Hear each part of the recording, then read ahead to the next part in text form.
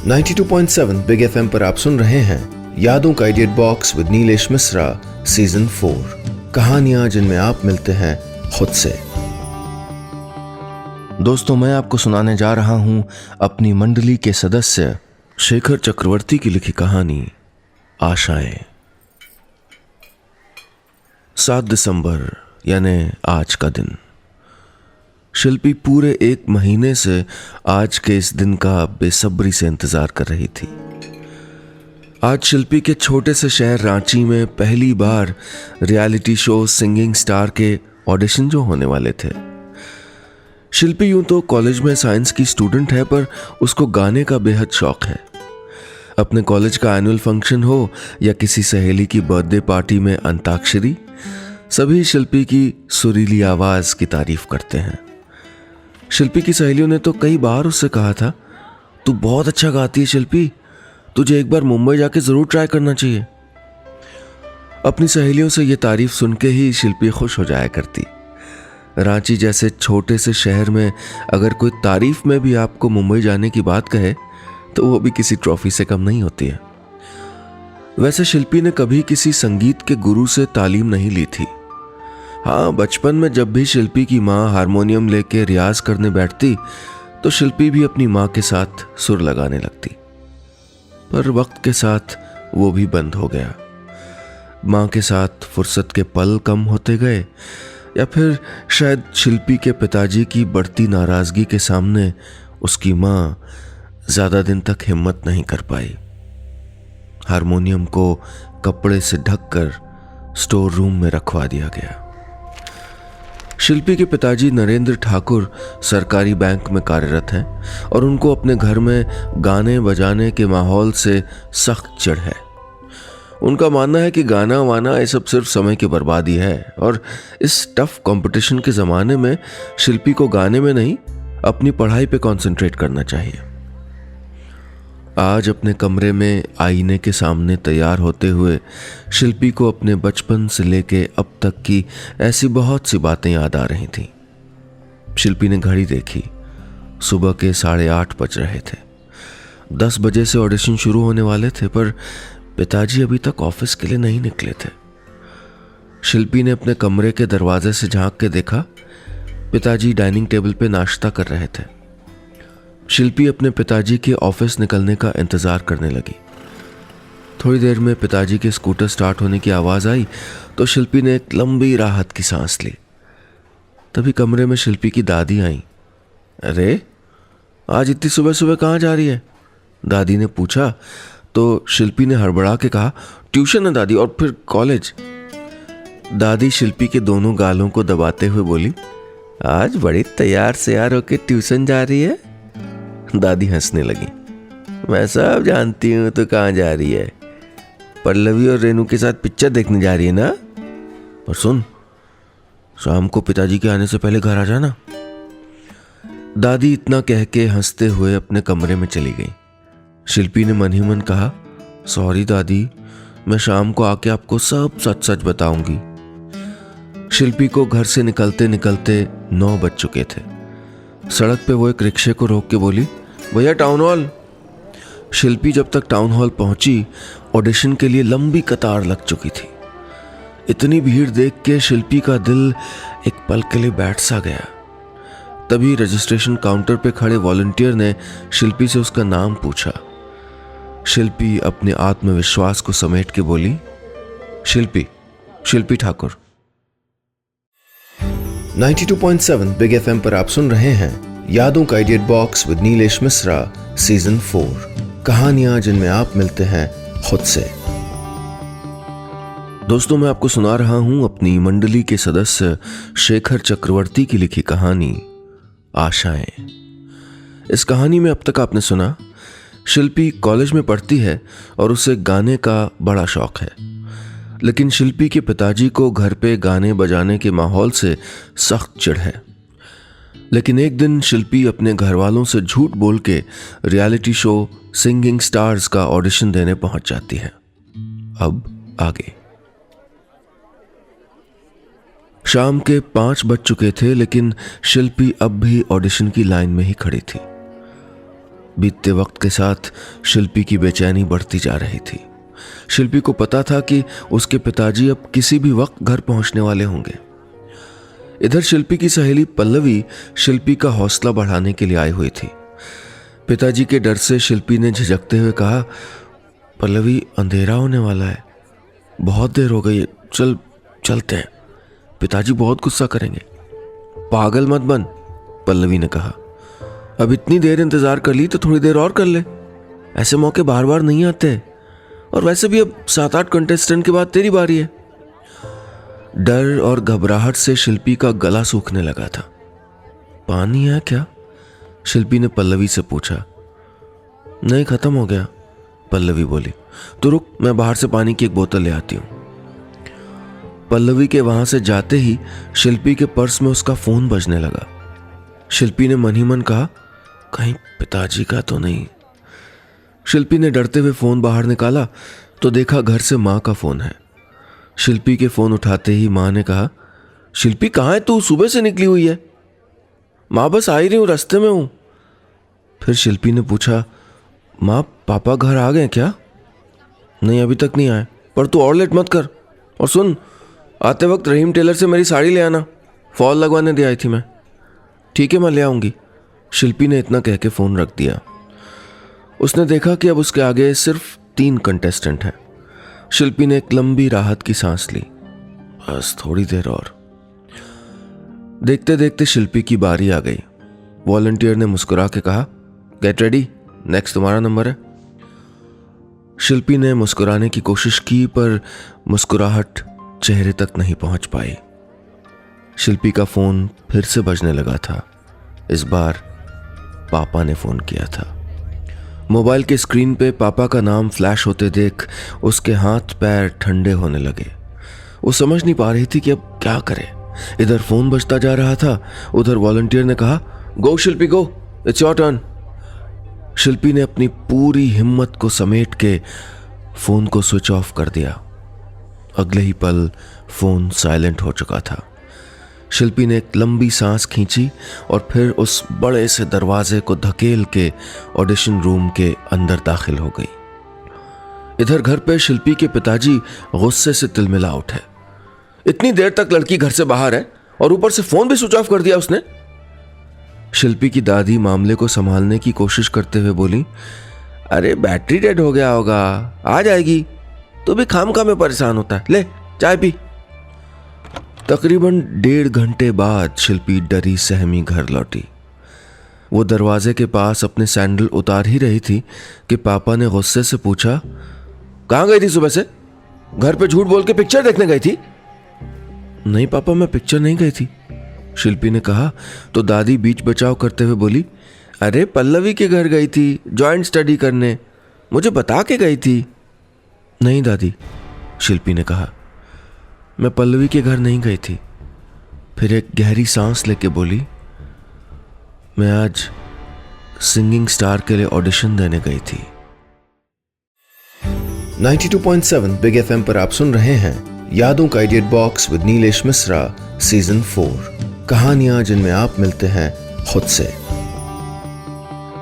दोस्तों, मैं आपको सुना रहा हूं अपनी मंडली के सदस्य शेखर चक्रवर्ती की लिखी कहानी आशाएं। इस कहानी में अब तक आपने सुना, शिल्पी को गाने का बहुत शौक है, लेकिन शिल्पी के पिताजी को घर पे गाने बजाने के माहौल से सख्त चिढ़ है।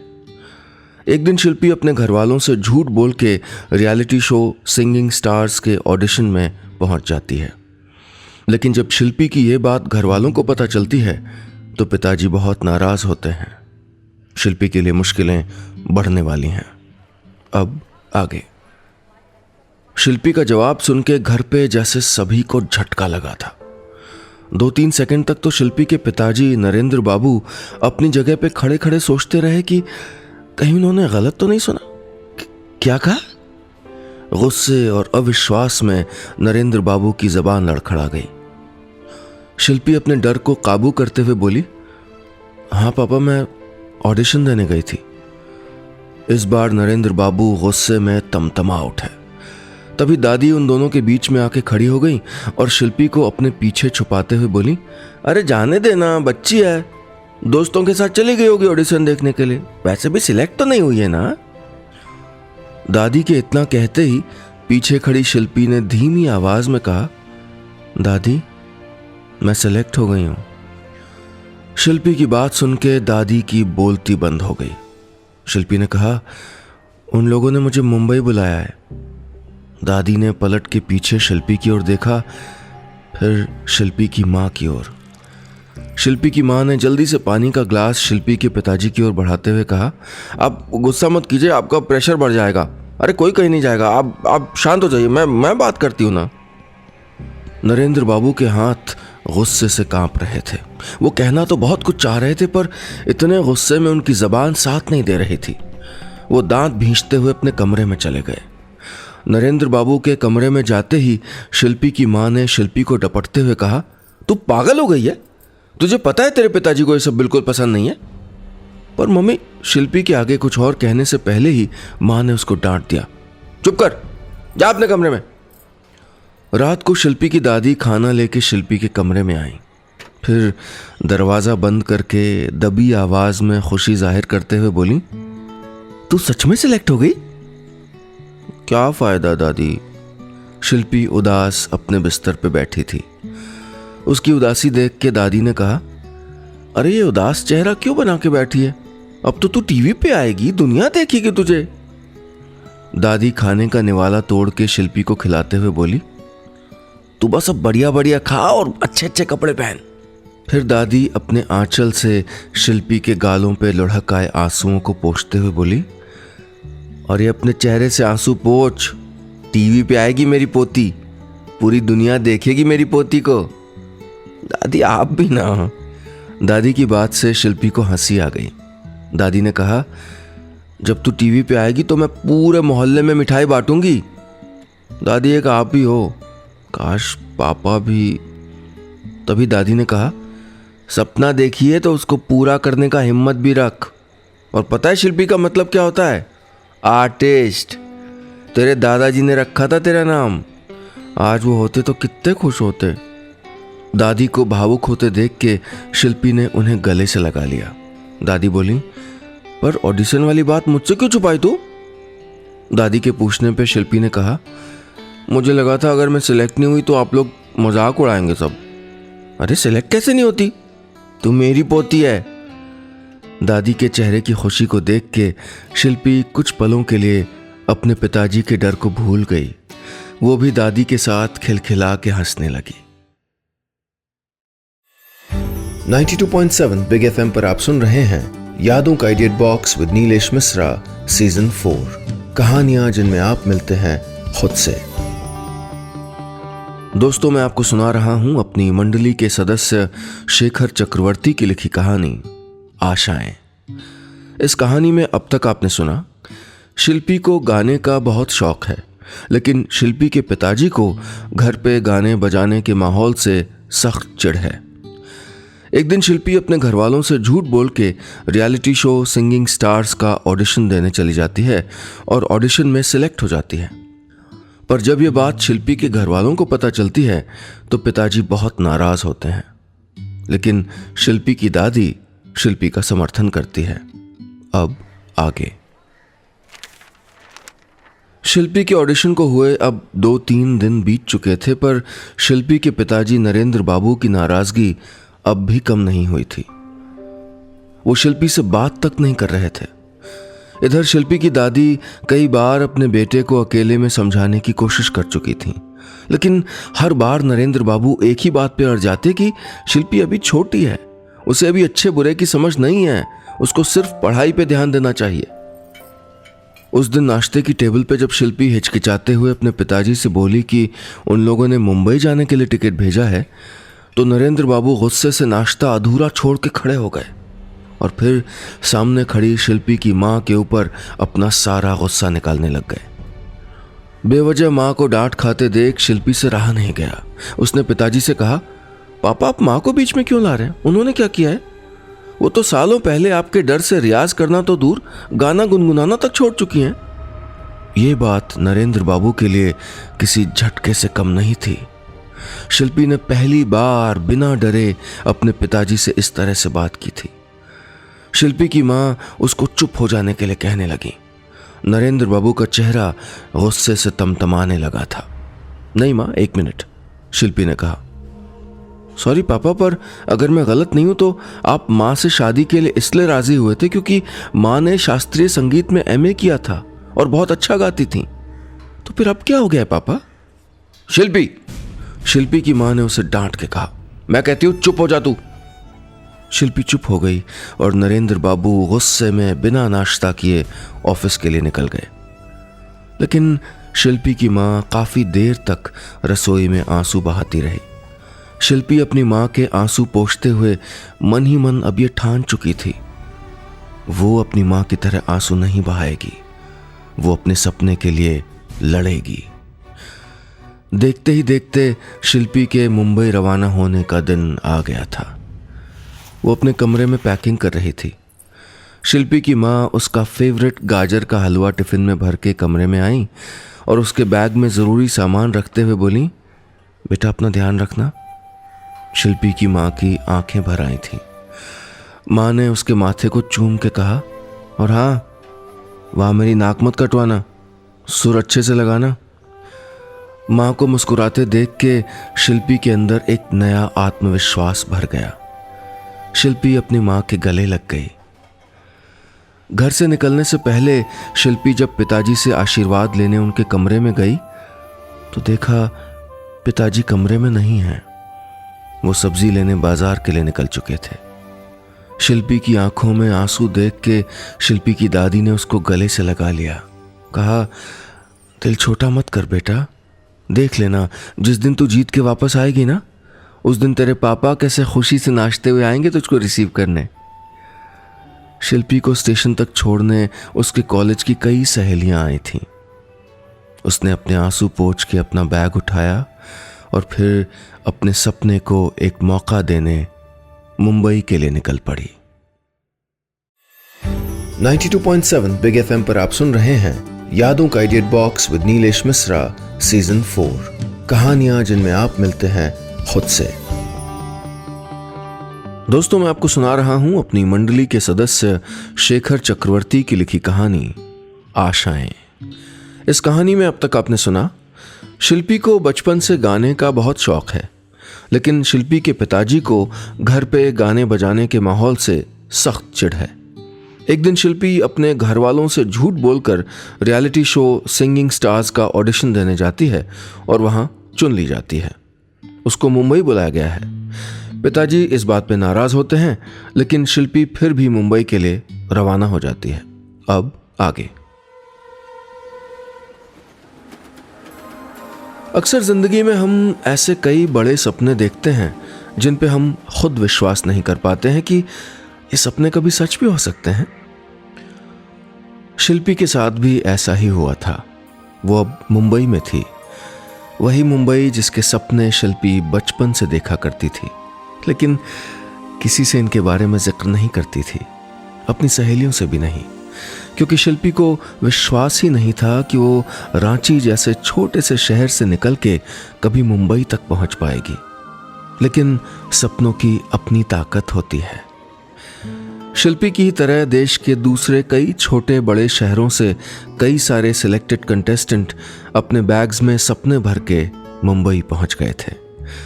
लेकिन मुंबई पहुंच के भी राह इतनी आसान नहीं थी। ये रियलिटी शो था, एक कंपटीशन।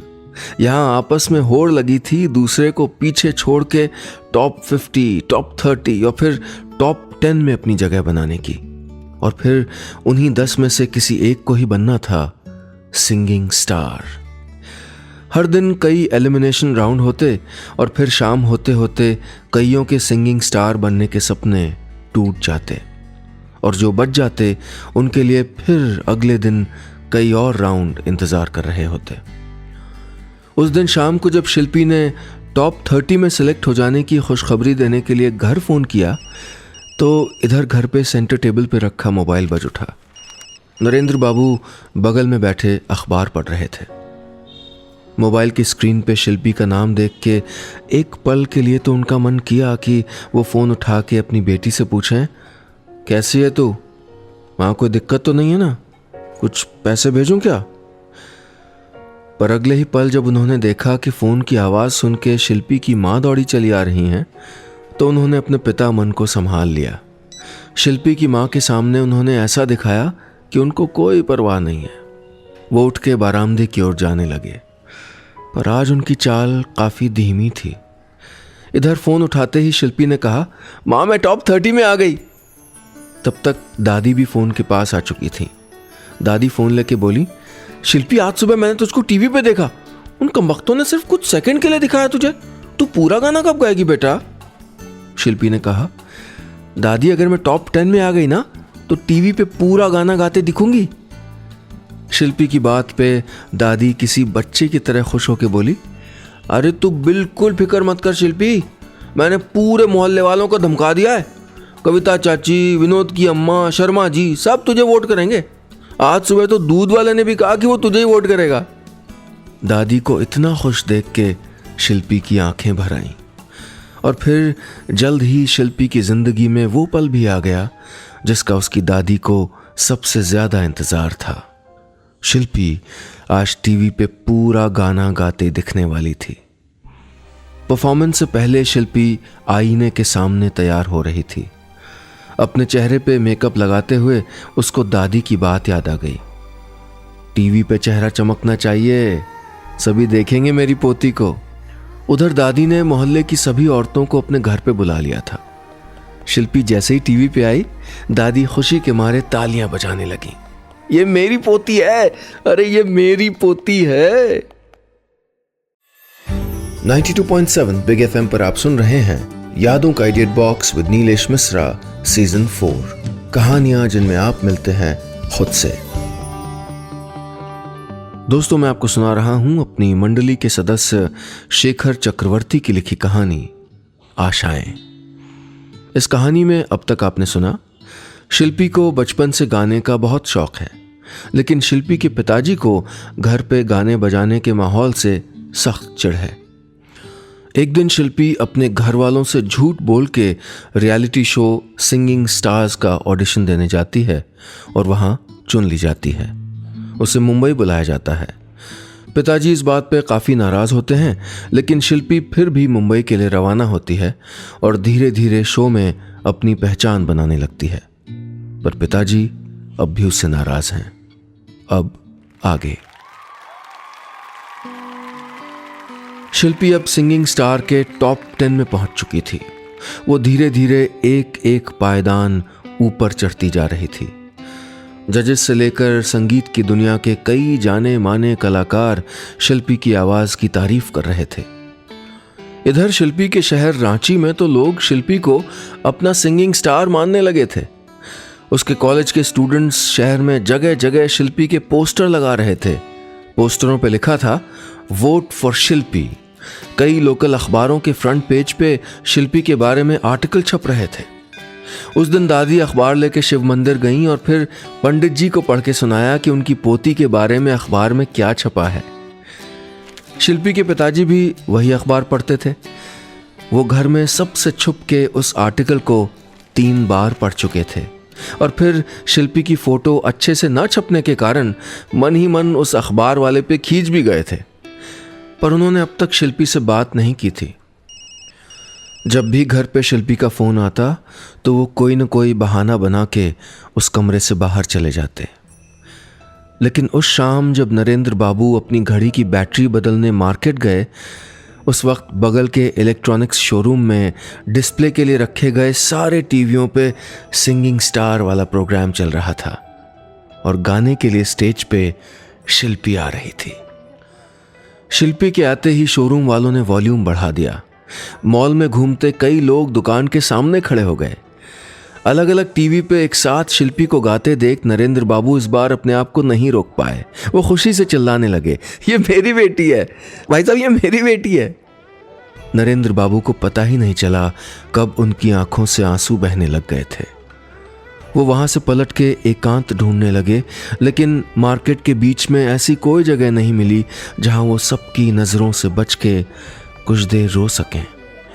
आखिरकार सड़क के किनारे नीम के पेड़ से टेक लगा के नरेंद्र बाबू खड़े हो गए।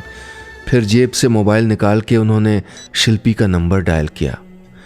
उधर मुंबई में इतने दिनों के बाद अपने मोबाइल पे पिताजी का नाम देख के शिल्पी भी भावुक हो उठी।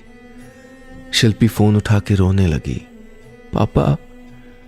उधर से नरेंद्र बाबू की सिसकियां सुनाई दे रही थीं। काफी देर तक वो दोनों बिना कुछ कहे बहुत कुछ कह रहे थे। फिर नरेंद्र बाबू अपने आप को संभालते हुए बोले, आज बहुत अच्छा लग रहा है शिल्पी। पता है आज क्या हुआ? नरेंद्र बाबू के इतना कहते ही शिल्पी को ऐसा लगा जैसे हमेशा की तरह पापा अभी अभी ऑफिस से लौटे हों और कुछ मजेदार किस्से सुनाने के लिए उतावले हो रहे हों। शिल्पी ने मुस्कुरा के पूछा, क्या हुआ पापा? नरेंद्र बाबू ने कहा, अरे वो हमारे मोहल्ले का चौकीदार है ना, वो मुझसे आके पैसे मांगने लगा। मैंने कहा क्यों भाई, आज ना दिवाली है ना होली, किस बात की बख्शीश? तो वो अपना मोबाइल दिखा के कहने लग गया कि सारे पैसे उसने रिचार्ज कर डाले तुझको वोट करने के लिए, और अब अगर उसकी बीवी को ये बात पता चल गई तो वो बहुत नाराज होगी। तो मैंने उसको 500 रुपये दे दिए, तब जाके गया वो। पापा आप भी ना, शिल्पी ने कहा, उसे 500 रुपये देने की क्या जरूरत थी? आपको पता है ना वो झूठ बोल के सबसे पैसे लेता रहता है।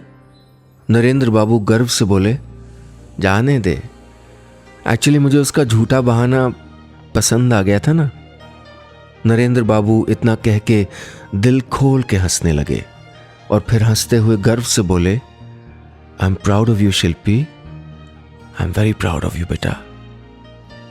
बस इतनी सी थी ये कहानी। और दोस्तों कहीं जाइएगा नहीं, क्योंकि कहानियों का सिलसिला अभी जारी रहेगा। कुछ ही देर में लौटूंगा एक ऐसी कहानी लेके जिसको पूरा करने का मौका मिलेगा आपको। कैसे, ये जानने के लिए सुनते रहिए यादों का idiot box with Nilesh Mishra season 4, कहानियां जिनमें आप मिलते हैं खुद से, सिर्फ 92.7 बिग FM पर।